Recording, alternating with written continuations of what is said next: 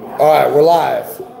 So, I don't know how this is going to work as far as you're going to have to sit up a bit so they can see Yeah, I got you. All right, so what's up, guys? This is Brad with Spite Fitness, and remember the camera's on this side of the here. It's Brad with Spite Fitness, and I'm doing training talks from Korea, and this is live. So, I'm just going to start talking here with my buddy Steve. This is Steve. I want to shoot up a little bit more. Yeah. So, this is Steve, and I talked about Steve a little bit ago. I met him in the gym, training. We were doing some deadlifts. I was doing some bench. We cross-pollinated, talking training, talking all kinds of stuff. So, internet, Steve, internet. Hi, everybody. So, what's going to happen here is Steve and I are just going to start talking about like just stuff. And if you guys want to drop in and ask some questions, then we'll kind of spice it up, go live, and I'll just answer questions as they pop up. And hopefully this goes off without a hitch. So, we'll go from there. So, we were talking about a lot of stuff as as we've been training, and let's kind of get into that. Let's talk about some of those things. So, like, what were some of the things that we were talking about before? So I guess we were talking about how bad my bench was. All right. So, and also like the stresses that we deal with while we're, I guess, like active service members, and how we cope and deal with all those stresses and still manage to put in the time and hours into the training. Right. It's a hard thing. So, like, if life kind of happens, man. Like, life is always there, and there's always obligations that we have that are way more important that are outside the gym, and it's a matter of prioritization. So, I have been very guilty in times in my life. Hey, what's up, Gym Dad? Glad to see you checking in from the UK, man. Hit us up with some questions and stuff. We're just going to be talking, and we'll kind of go from there. So we have all kinds of, what's up, Ronnie? So we have like obligations, right? And so the majority of those obligations are way more important than the gym.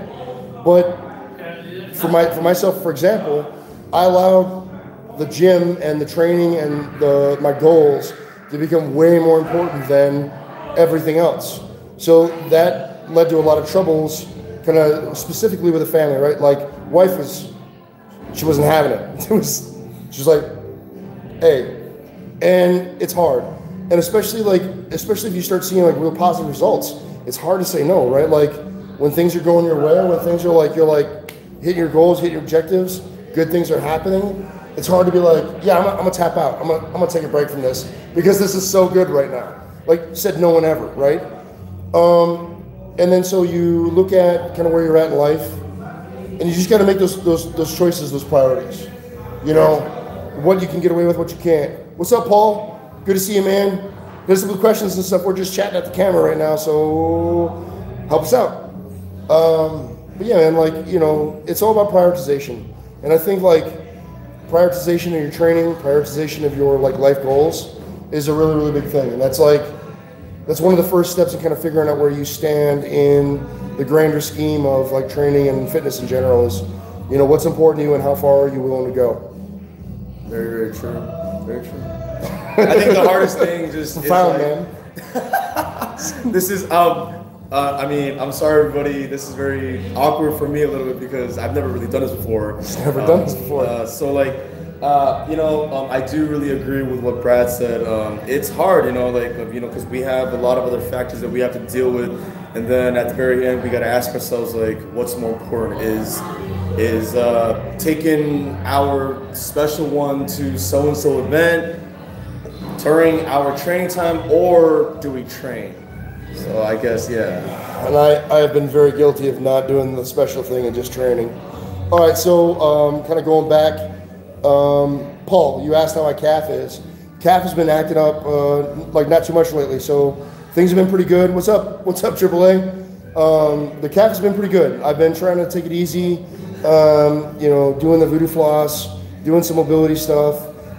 So it hasn't been acting like too much of a dick lately, and that's good. But it's this weird thing that happens for me. It kind of flares up out of nowhere, and it's hard to predict like when it's going to start acting like a jerk.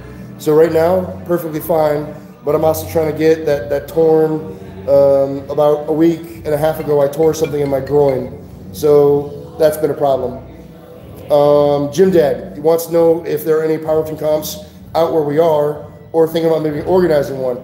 That you should say something, Gym Dad, because actually tomorrow morning, Steve and I are going to head out to a powerlifting competition that's held at Osan Air Base, right? So it's Air Force, and the Air Force has organized a powerlifting competition.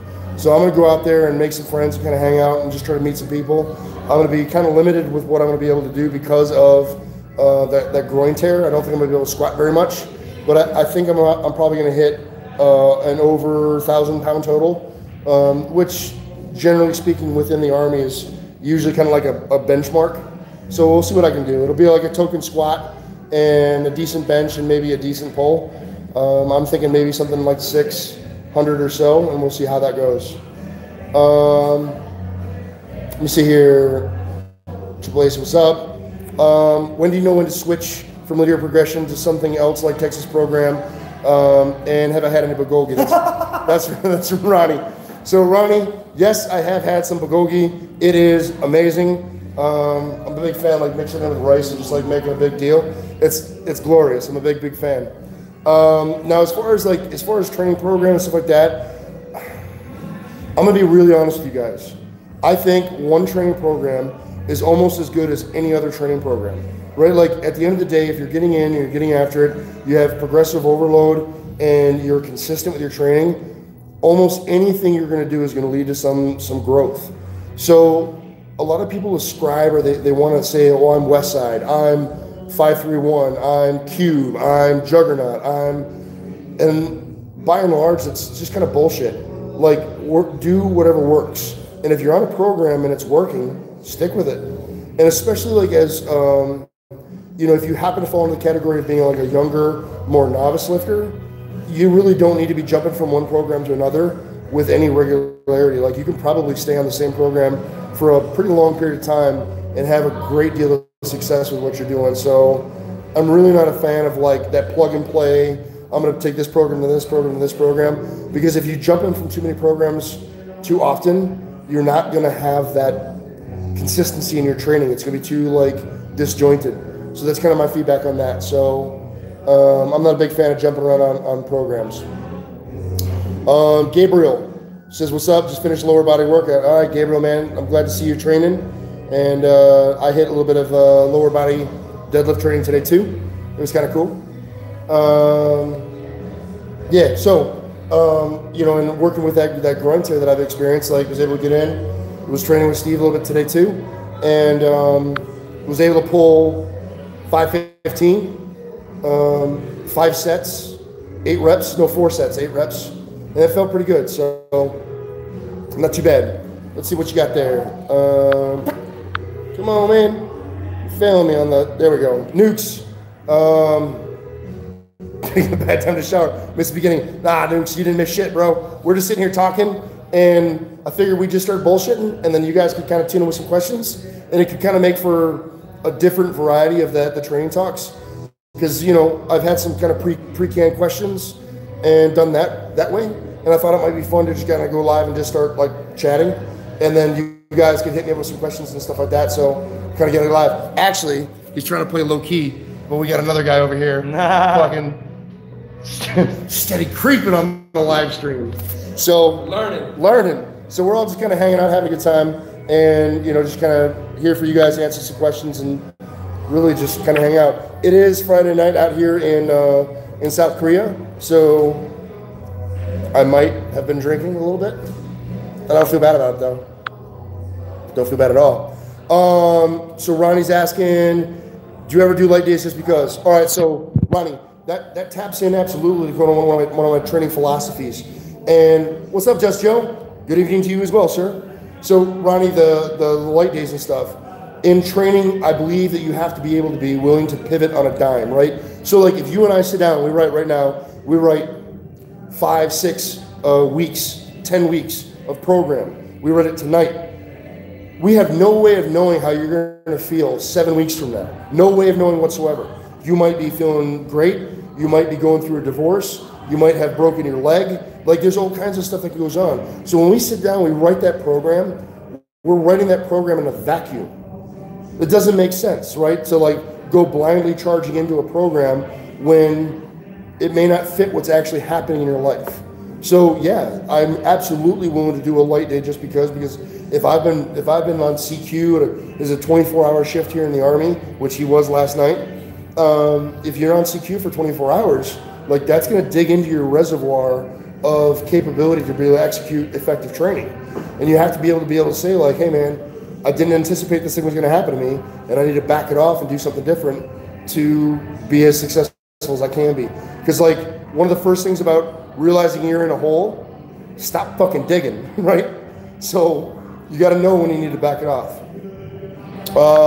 So Just Joe asking me about pre-workout and saying he hated CQ. Yeah, man, everybody hates CQ. It's like, it's the worst. What's up, Johnny? Johnny, what's going on, man? You weren't first this time. I'm so disappointed, bro. Just Joe, for pre-workout, yes, I am a huge fan of pre-workout. The higher stim, the better. If it comes in little white lines, I can't do that shit because it's illegal. But I probably would want to do that because I'm looking for like high energy, right? Like, I joke, but like I'm a big fan of the high stim workouts or pre-workouts because like I want to get amped up. And one of the things when I train, I like to train in an environment where there's lots of people. I got like people all around me because people being present like fires me up and like makes me want to like do more. So yeah, pre-workout, absolutely. The higher stim, the better. My favorite all-time pre-workout is like, it's reaching back a bit. I don't know if many people are gonna be familiar with it, but it was called Ultimate Orange. It tasted like something filtered through a dirty gym sock, but it was freaking amazing. It was hands down the best pre-workout I've ever had in my entire life. And I've heard they've kind of recreated it, but it's probably not the same. But anyway, so yeah, pre-workout, big fan. Johnny wants to know how much time we spend stretching. I'm gonna be honest with you guys, very, very little, like very little. In fact, I think I probably spend more time like stretching for like upper body stuff, like chest. So I'll loosen up shoulders, pecs. I'll do some more mobility stuff, upper body. But like lower body stuff, I generally tend to just jump right into it. So my stretching and warm up is usually the movement.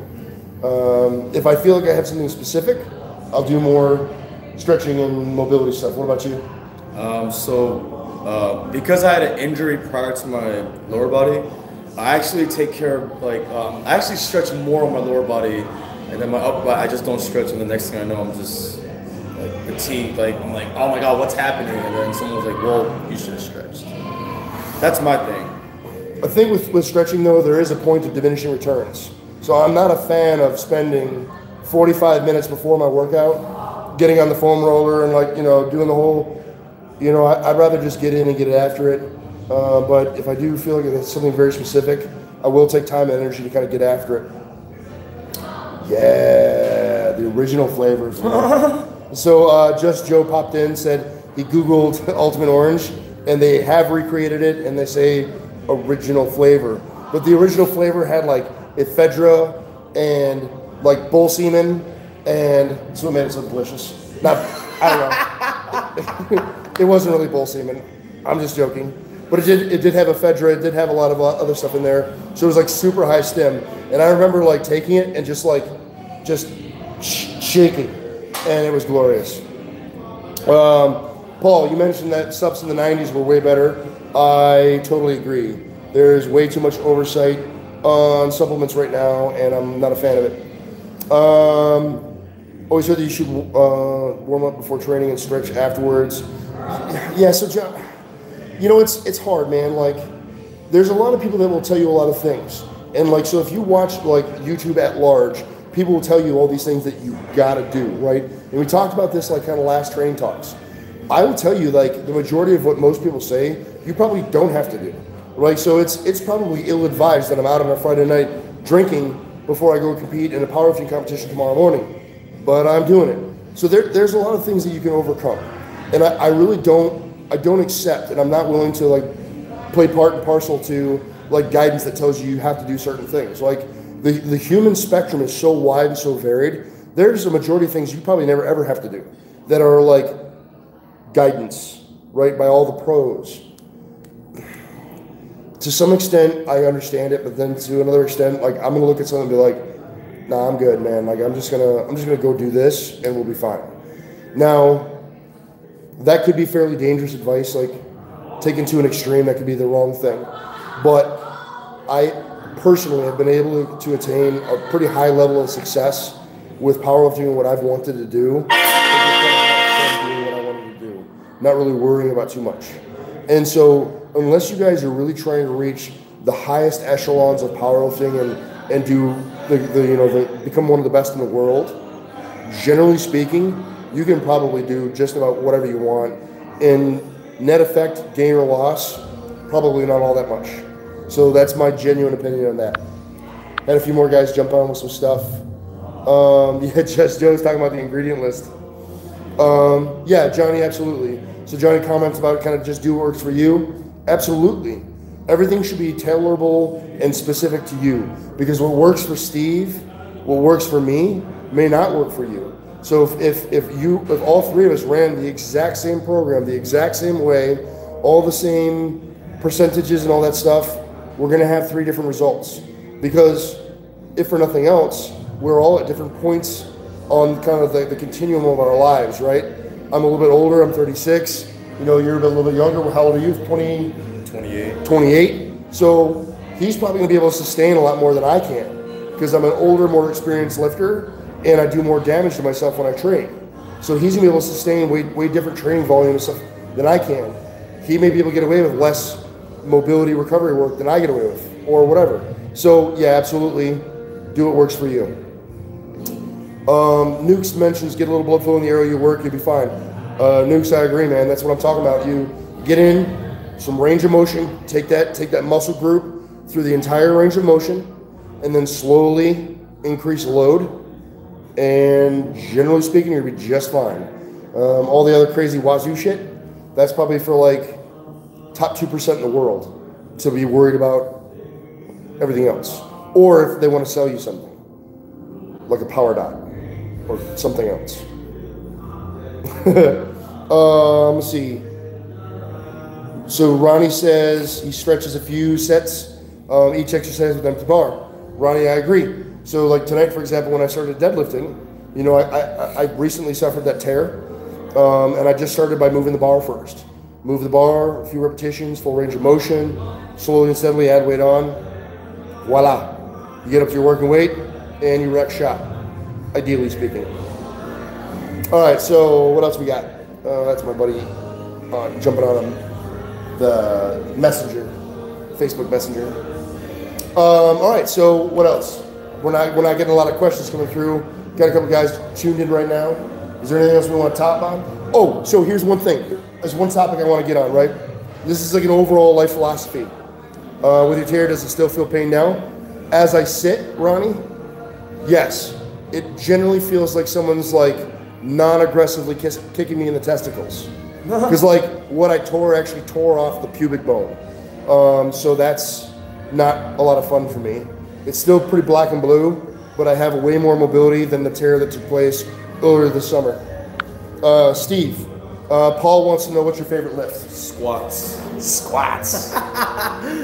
Squats, definitely. Hell yeah, squats. That's the only one that I can actually sort of lift big boy weights and still have sort of okay form. And yeah. Everything else, like deadlifts, I do like one set and I'll be foam rolling for about 20 minutes because my back is so tight. Bench, let's not even get started with bench. Soft as medicated cotton. Yeah. Yeah, squats definitely. Squats, yeah. So originally deadlift was my biggest favorite. I hated bench, and I hated squats. And then as I've gotten older, I actually really love them all now. Like I'm equally as excited for squat day as I am bench day or whatever else. So like, I just love it. I love getting in there and throwing weight around, has good fun. Steve seems like a good old boy. Sorry guys, the wife actually tried to call in the middle of the live chat. It's unacceptable. I'll bring that up with her later. Don't you interrupt the live chat. Yeah, it's all learning, man. It's all about like just experience and just whatever. I want to go through kind of talk about something that I think is an important topic to talk about, because we're talking about like warm-ups, we're talking about a bunch of other stuff, right? And so I'm going to ask you guys kind of I'm going to ask you guys a question, but I'm going to answer it right away, right? somewhat of a rhetorical question. Do you know what the number one cause of death is? And the answer is life, right? Life. None of us are getting out of this thing alive. So we're all, assuming that we're all currently alive, we're all hurtling toward our impending demise, right? It's going to happen, unavoidable, inescapable. Okay, we can all agree on that. And we can all agree that being alive hurts, right? It's an uncomfortable thing. I bet any one of you that are watching this thing right now or that see this thing in the future, you probably got something that hurts. Your knee hurts, your back hurts, your finger hurts, you know, your earlobe hurts. I don't know, but something hurts, right? All right, so we all agree that we're all going to die, and life is pain. It's going to happen. So you're really left with one of two choices. You can either be in pain and be weak, or you can be in pain and be strong. And I'll tell you, something was said to me when I tore my groin just the other week. Somebody was like, hey man, that wouldn't happen if you weren't lifting all that heavy ass weight. The natural extension, the natural continuation of that thought was, well, why didn't you get out of bed? Because something bad might happen, right? Yeah, something bad could possibly happen. But you know what else could happen? What could happen is I might be just a little bit better than I was yesterday. And so, you know, we all get out, we all slay ourselves, we all like break our bodies, bend over backwards, make amazing sacrifices to try to be better than we were yesterday. And that's not even just in the fitness realm, right? That's education, that's, you know, spiritual, that's whatever, right? We all wake up, we take our chances, we roll that dice, we get out of bed, and we risk that rogue Mack truck that might come out of left field and just snuff us out because we want more than what we had yesterday. So no matter what you guys are doing, no matter what's going on in your lives, whether it's physical, emotional, whatever, I encourage you guys to get out there and continue to put that left foot in front of the right foot, make one step after another, and just train. Be better than you were yesterday. And damn the risks, damn the consequences. Because you know what? One day it's going to be over. And that one day when it's over is probably going to come too soon. So tomorrow's not guaranteed. So what are you going to do? Are you going to sit around, feel bad for yourself and lick your wounds? Or are you going to fucking get up, charge on, and face adversity in the face and train despite? And that's what the whole channel's about, and that's everything that I try to bring to the table for you guys. Is just, I'm just a dude that likes lifting weights, and I happen to be in the Army. And I just want to show you guys one aspect of my life and something that means the world to me, to try to inspire you, to make you guys, you know, try to be better too. And if in any small measure, I've had the ability to impact your life in a positive manner, that's the point. The point. Bottom line. And I just appreciate the opportunity to be able to talk to you guys, be able to have this experience, meet guys like Steve, you know, hang out and do stuff like this, be able to talk to you guys. It's amazing. It means the world to me, so I'm just saying thanks. All right, so Just Joe says, been having some major shoulder pain last week, feels better while I work out and for hours after. You know what? Kelly Starrett, author of The Supple Leopard, one of his biggest quotes is, motion is lotion, right? So if you're having an injury, shoulder, whatever, and you immobilize, you're restricting blood flow and you're not stimulating the lymphatic system. But by moving in a range of motion that doesn't cause pain, you're stimulating the lymphatic system, you're stimulating blood flow, and blood heals. Bottom line, if we take blood from your brain, what happens? You fucking die, right? So if we take blood from tissue, what happens? It dies. So you got to make sure that you're increasing blood flow to that area that hurts in a manner that doesn't hurt you. So avoid pain, obviously, but like you said, get in there, train a little bit, work through